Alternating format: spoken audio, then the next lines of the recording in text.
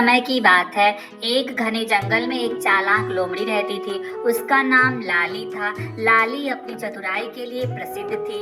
जंगल में सभी जानवर उससे डरते थे, क्योंकि वह हमेशा कोई ना कोई योजना बनाकर अपने लिए खाने की व्यवस्था कर लेती थी। एक दिन लाली ने देखा कि जंगल के किनारे एक गांव है। उसने सोचा, अगर मुझे गांव में जाने का कोई मौका मिले तो मैं वहां से कुछ खाने के लिए ला सकती हूँ। उसने एक योजना बनाई। वह गांव की ओर बढ़ी और गांव में एक किसान को देखा जो अपने खेत में काम कर रहा था। किसान के पास बहुत सारे मुर्गे और बत्तखें थी।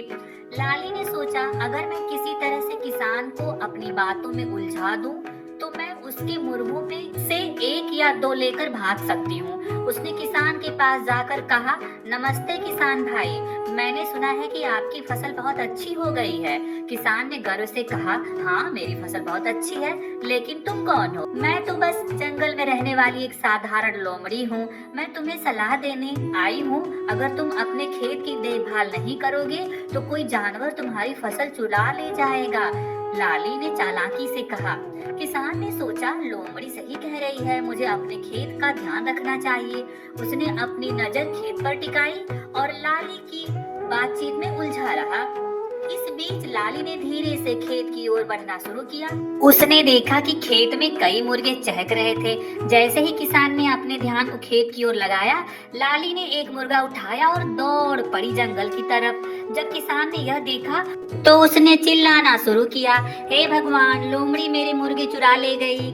लेकिन लालू तो अब तक जंगल में पहुंच चुकी थी। उसने मुर्गे को अपने बिल में ले जाकर आराम से खाना खाया और मजे किए। कुछ दिनों बाद लाली ने फिर से गांव में जाने का सोचा। उसने अपनी योजना बनाई और इस बार उसने एक छोटे बच्चे को देखा। बच्चे ने लाली को देखते ही डर कर भागना चाहा, लेकिन लाली ने उसे रोका। अरे भाग मत, मैं तुम्हें कोई नुकसान नहीं पहुंचाऊंगी, ऐसा लाली ने उसको बोला।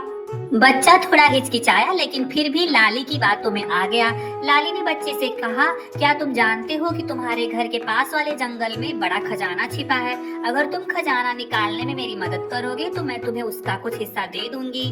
बच्चा बोला, हाँ ठीक है, लेकिन मैं एक रास्ता जानता हूँ। उस रास्ते से हम दोनों जाएंगे तो कोई भी गांव वाला हम दोनों को नहीं देखेगा। लोमड़ी भी खुश हो गई। वह सोचने लगी, यह तो और अच्छा है, बिना मुसीबत के मैं इस लड़के का शिकार कर लूंगी। उसने बोला, ठीक है। वह दोनों उस रास्ते से जाने लगे, लेकिन तभी आगे रास्ते में लोमड़ी एक जाल में गिर के फंस गई। फिर लड़के ने बोला, यह सब हम गांव वालों ने मिलकर तुम्हें पकड़ने की योजना बनाई थी, तो हमारे जाल में फंस गई अब तुम।